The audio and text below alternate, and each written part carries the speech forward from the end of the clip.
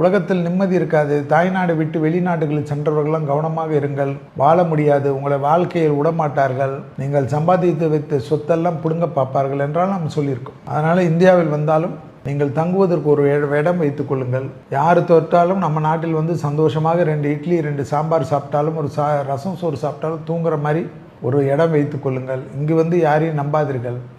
உங்கள் பேரிலே எல்லாம் வைத்துக் கொள்ளுங்கள் என்றெல்லாம் நம்ம சொல்லியிருக்கோம். வளர்ந்த நாடுகள், அந்த நாடுகள், இந்த நாடுகள் எல்லா இடத்துலையும் வரும் யுத்தங்கள் வரும். இல்லைன்னா மனிதனுடைய என் நாட்டில் உட்கார்ந்து நீ இவ்வளோ சம்பாதிக்கிறாய என்று உன்னுடைய திறமை கிளைகள் எல்லாம் கொச்சைப்படுத்தி அதில் கொள்ளையடிப்பதற்குன்னு ஒரு கூட்டம் வேலை செய்யும்.